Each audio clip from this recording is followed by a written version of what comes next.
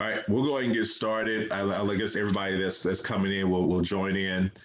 Um, in case you don't know right now, my name is Deontay Copeland. I'm the CEO Executive Director of the National High School Basketball Association.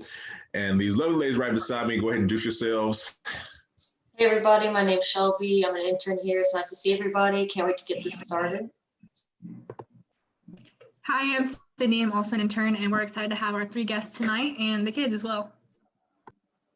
And I am Kennedy Jones. I'm also an intern with NHSBA. Thank you everyone for coming tonight. Definitely. And so for those that don't, make sure you have your screen on mute when you're not basically talking to anybody. If you have any questions, please submit those via chat to Sydney. So we'll go to question sections for you to be answering questions you guys might have. You can say, don't be shy. Like I said, we definitely have questions for the ESPN folks. And also social media. Make sure that you like our page if you hadn't right now. The Facebook page is the National High School Basketball Association. Twitter is the NHSBA. Instagram is NHSBA06. And YouTube is the NHSBA. We got some special guests tonight with ESPN. I'm gonna let you guys introduce yourselves, and I always believe in ladies first. So ladies first, and go from there. Hi, am I the only female ESPN? I don't recognize some of my colleagues maybe. So hey you guys, I'm super happy to be here. My name is Ardi. I work in corporate communications or public relations, as you might understand it, at ESPN. I've been there 15 years. Prior to that, I worked several years with a couple different areas of the Walt Disney Company. I mainly worked in international, which means that I worked with ESPN in places outside of the US. Mainly, ESPN exists in Latin America and Brazil. And I worked a lot of events like the World Cup in South Africa, the World Cup in Brazil. I worked the Olympics in Rio as well. And my path to getting to corporate communications or public relations was really through, I was always a journalism fan, a big fan of writing. I wasn't a great athlete. I was always second or third string. I'm kind of short. I played basketball, but not great, not well. But I was on the school newspaper, and I was really interested in sports and journalism, and really interested in other cultures and languages and traveling around the world. So I was on the school newspaper in high school, and then in undergraduate, and then in graduate school, I lived in Rio de Janeiro for a year, did a master's there, and kind of just got into ESPN through kind of the writing and journalism and sports journalism and multicultural journalism space. So I've done a fair amount of volunteerism with resume writing and everything, and so I'm happy to help you guys with that, and happy to answer any questions.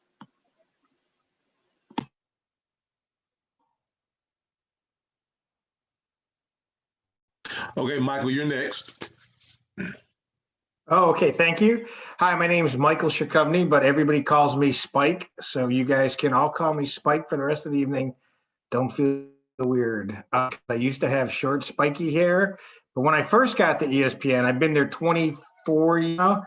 I actually had really long hair, and I remember walking in ESPN and everybody had chinos, down shirt on, and I went back out to the car and I told my wife, I go, I don't think I'm going to fit in here. And lo and behold, I got a job. I've been there 24 years. And so my goal is to grow my long hair back before I leave. So that's what I'm in the middle of doing right now. I run the graphics department at ESPN. So basically we're responsible for any of the graphics you see across all different platforms. So if you see the small clock and score at the bottom of the screen, any animation projects, basically the look of the shows, and also housed within my team is a group called Production Enhancements. So that's a lot of the innovation stuff. So I'm sure everybody's seen Pylon Cam in football. That was an innovation that came out of our team and grew, and now everybody gets to use it. So that's a little bit about my team. I'm super excited to be here and talk to everybody. I applaud all you guys for coming here, because I think one of the big guys can do is to work and meet people. So I guess we'll get into that later. I was born in Buffalo, New York, lived there for a good part of my life. Grew up loving sports, loving music. I'm a musician and also television. So ESPN seemed like a great place to meld all those skills together. When I left Buffalo for ESPN, I actually cut out an ad out of the Broadcasting Cable magazine. I know that probably seems very foreign now. And I opened my resume and I sent it away. And at the time, ESPN didn't have a public relations department, so it was even an employees relations department. And so I didn't even know if I'd get the job. Lo and behold, I got called. So I joined there as a director. I have a television production background.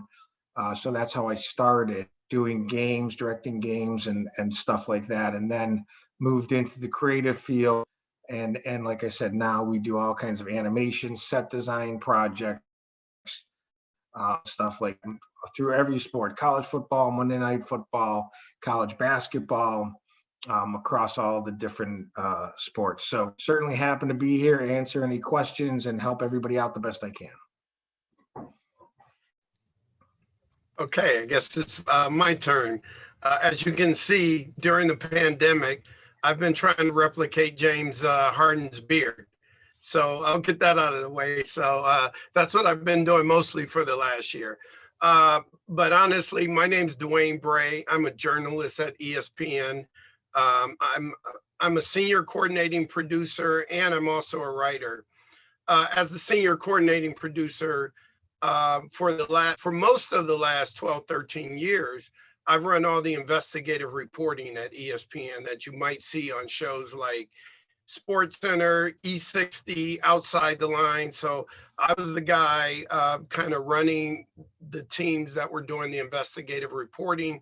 It's maybe 25 reporters and producers, and we cover stories all across the world, NBA, football, Major League Baseball, college and football and basketball. And we like to cover stories about off the field things and athletes and their lives off the field.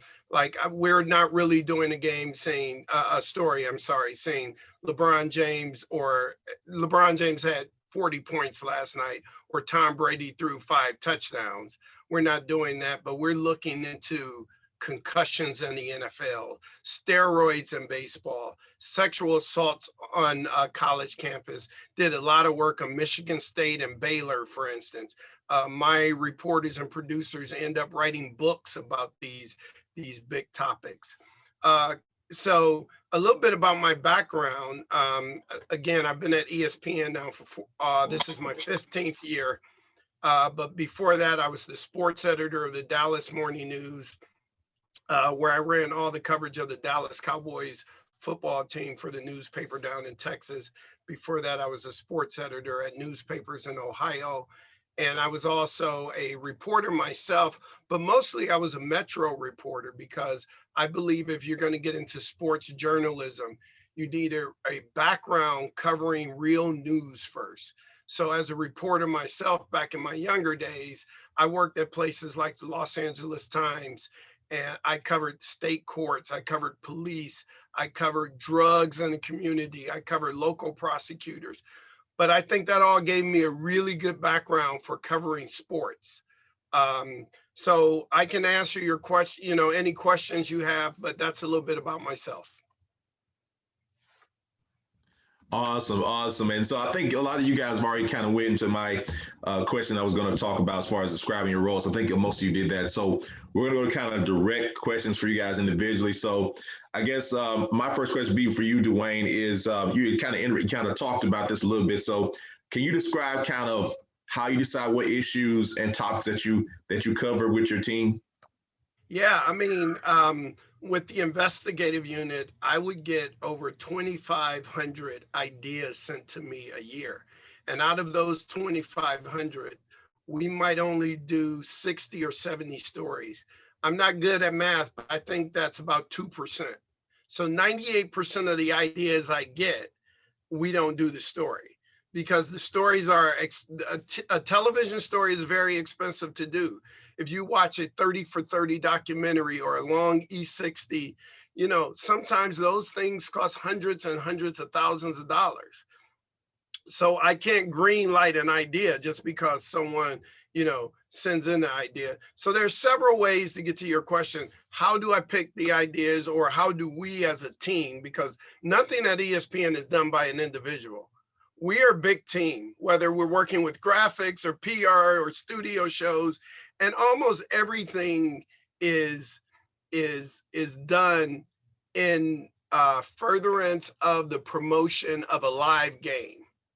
You know, so if we have, you know, I'm from Cleveland, Ohio. I didn't say that. I'm a Browns fan. Unfortunately, they're not in the Super Bowl. I wanted them to be, but there's a big Super Bowl matchup coming up in 2 weeks, right? And we know we have the Chiefs in Tampa Bay. So we've been working on any content on the Chiefs in Tampa Bay. And the next 2 weeks would be a great time to get that on air, especially some of the stories we work on can take from a few weeks to even a few years. So, and we also look at, you know, what's in the news, what's, you know, what are people talking about? So I said, like on some of the stories we do, some of them are pretty heavy. We also do some human interest stories that really tell the part of sports of, there are a lot of people in sports with big hearts. You know, there are a lot of people like Alex Smith who've overcome gruesome injuries. So that's the other thing we do. You know, what's popular? What are people talking about? Is the story that we're about to tell, can we add something that's not already out there? The last thing I'll say, one of the things I always try to do is say, you know, we zig when everybody else is zagging. So if everybody else is talking about the right hand, I want to do a story on the left hand and really surprise people so they'll stop and watch it. Awesome. So I'm gonna go ahead and take that next individual question. My question is for Michael. I wanted to ask you about your work in graphics. And since you work in graphics, you deal with technology a lot. So I was curious, what kind of like technological skills would kids or someone who wanted to land a job like yours, what kind of skills would they need to possess? That's a great question. Technology is always changing. It's just like one of the hardest things to keep up with. And even in my field, and certainly at ESPN, I think my colleagues agree that every time we think we've mastered something, ESPN goes and changes it on us, and we all got to learn something all over again. It just happens all the time. But realistically, I feel like people come out of college really well prepared in the skills that they need to come into the business itself. But in graphics, like, you know, for graphics specifically, if you know anything about, you know, Photoshop and Illustrator and some of the 3D programs, which a lot of people do get at least a dabs of that in college, you know, it's very much a work your way up through the business type of model. So certainly when you go to any place, they're gonna train you how to do things the way they want you to do it. Like the way we do things is probably different than the way Fox Sports does it. But really, it's good to have a lot of the basic skills, good computer skills. But I will tell you honestly, more importantly is the people skills and sort of the being able to make connections, because that is absolutely a lost art. Look, I have 2 kids in college as well. So, you know, I feel well versed in talking about this, and I do hire a lot of entry level positions. And I think the art of dealing with people is starting to become a lost art. Like, you know, you can come in and we can teach you what you need to know. But realistically, that's something, again, I encourage everybody to really drill down on. You know, getting to know how to talk to people. Public speaking is huge. You know, I think every college should teach public speaking, has different ways they learned it. I used to play in bands growing up, and I think I got my public speaking skills from being on stage and everybody yelling at me to get off the stage. And so you got to deal with that. And that's how I learned public speaking. But like, honestly, like, that is one of the big things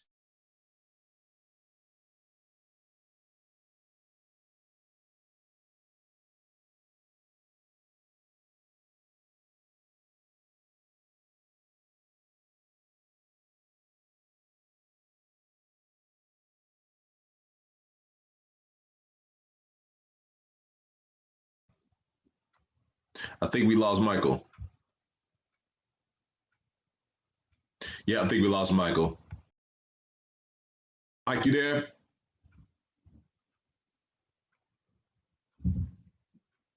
Yeah, I think oh, he's back. Okay.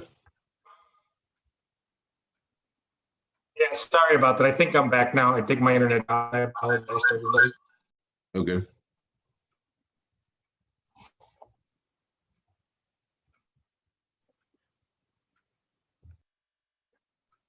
All right, Kendi, you're next. All right, so my question is for the lady on the panel. I saw that you spoke a couple of different languages, and so I want to definitely know, how did that help you in your career field? Yeah, I didn't plan to get in sports. I was really into traveling in other cultures and other places. So I think it helped a lot because the first 13 years, 12 years I've been at ESPN. I worked with ESPN International. I traveled around the world, and speaking Spanish and Portuguese helped me quite a bit. Not everybody has a knack for languages, but as Michael mentioned, I really think it has a lot to do with even just connecting with people, because where I work now is I work in combat sports. I don't know if there's any UFC fans on this group here, if there's any boxing fans. So there's a big UFC event this past Saturday night. And my job, although I'm not using Spanish and Portuguese, is really to connect with people. So we had a big issue with our streaming platform this Saturday, ESPN Plus. You needed to buy the pay-per-view by 10 o'clock. And we had kind of a technology glitch, and we had people very, very angry using very not good language on Twitter. I don't know if you guys, any of you saw this, but my job is really to connect with those people and our client, which is UFC, and really help the relationship get better. So I think learning other languages, you are really, I'm really aware of kind of cultural nuances, and particularly if it's not my language, I'm really paying attention, not only to what they're saying in words, but their body language and what does their culture mean. So I think it's a really understanding of other people, along with really, really good writing skills and reading as much as you can. I read not only about sports, but I'm like a voracious reader. I was a literature major. I did journalism undergraduate, but I love to read, and I love, just online. I love fiction, nonfiction. So I think reading is really close to being a great writer. So, and for me, that was also learning other languages. I was also a Spanish language grammar teacher at the university level and university during my master's. So I'm really into writing and teaching writing and reading. So that's a long way of saying it, but there you go. Awesome. So, Sydney, do we have anybody with questions so far? We do. We have a couple questions. The first one is going to come from Elena. So Elena, if you want to take yourself off of mute and ask your question.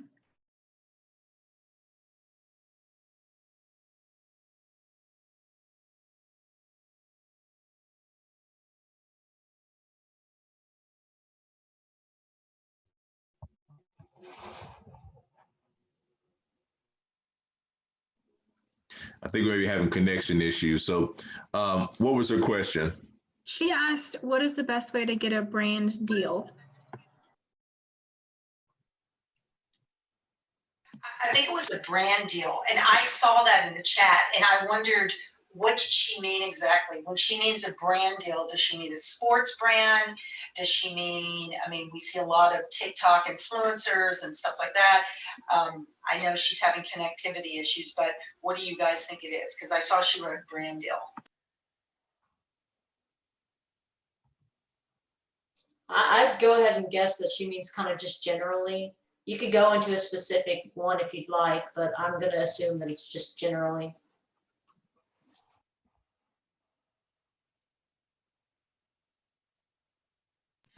Well, I would give an example of, I don't know if you guys are watching that, what's the guy, Aaron Paul's brother is now going to do a fight. He's a TikTok influencer against a professional UFC fighter. So this is a company called Triller, and they're only an app, and you have to sign up for it, and they do different types of social media stunts. So I was looking at one of the guys who founded that, and the way he kind of, let's say, got his brand deal, he studied business administration. He's Armenian. He was an immigrant to Canada.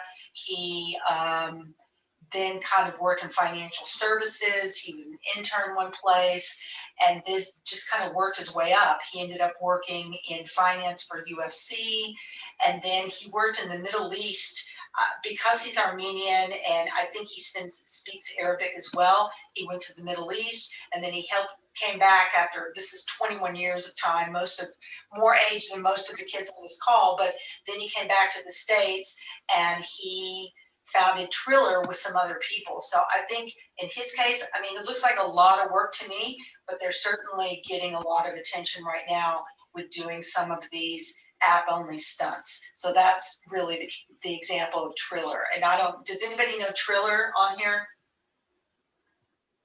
Yeah, a few of you know Triller. So they're getting a lot of attention right now. So I think it seems like a lot of work to me, but I think it's possible. Well, thank you for explaining that. I know it was kind of a vague question. We have another question from Efrance. So Efrance, if you want to ask your question as well. Hi, Ardi. Kind of excited here to ask this question because I am connected to a young lady who's about to finish high school, and her going to the college, she wants to major in sports journalism, and she's done pretty much as she can or that she's allowed to do in high school, especially with everything that's going on now. But what do you think is one of the things that would be very leading for a young female to do right now going into that industry that probably nobody's really even thinking about? Because right now, I mean, women are getting the exposure, and she's coming along at the right time, and she loves it. But she also wants to know, like, what is it that's mandatory that I just really think I need to just look into other than just the basics of reaching out to make sure that she gets that head start going into the industry right now? I was talking to a friend of mine's son in Canada. He asked me, he's 17 right now, and I've looked at other kids in resumes, whether high school and midway through college, and I think it's competitive. The kids, you guys have to have experience now. So what does that mean? Do you have a school newspaper? Do you have a school radio station? Are you, for your own organization, is there a communications body? And sometimes you're making minimum wage. And I don't think anybody, when I was growing up, you would do internships for no money, but I think that's illegal now. I think everybody has to be paid something. But I think you need to have, it's important just to have writing experience on your resume. I think you also should Google, like, what does a resume look like, even if you're in high school? You know, my high school work was like babysitting, and I worked at a corner store, but, you know, is there something in your school that you can do? And any bit of research, I think, is worth tons coming in. And just putting in your dues. I mean, I was a waitress through college. It wasn't glamorous. I worked at the school newspaper, and I worked at a seafood restaurant, you know. So sometimes you have to do a couple jobs, but having that work experience, writing, you know, and reading makes a big difference. And the young lady, you know, I'm happy to give you, I'm going to give you my email, and she's more than welcome to contact me. I'd be happy to talk to her. I want to add something to that, and I think that was all sound advice, you know, and I do think that young people, and first let me say this about young ladies. I think there are more opportunities for women and females in sports journalism than ever before. I think organizations understand that it's not about any type of affirmative action. It's about smart business. I mean, you need all these different perspectives. And if you don't have those perspectives, your organization is going to die. And that includes big places like ESPN or the New York Times or the Washington Post or ABC and CBS. The other thing I wanted to add to that is that, you know, this is a tricky, because it feels like I'm about to contradict myself, but I'm not. I think you should learn as much as you can. Remember, I'm a sports journalist. Remember, I told you when I introduced myself that I started off as a news journalist. I covered death penalty cases. I covered crack cocaine. I covered the streets. But then that all applied to sports, and that made me a better sports journalist because I was running outside the lines, and they weren't looking for a sports journalist who could cover games, even though, you know, I've written a lot of football and basketball stories. So you have to get all this exposure. And like Ardi said, you got to read a lot, you got to know a lot. But here's where I'm contradicting myself.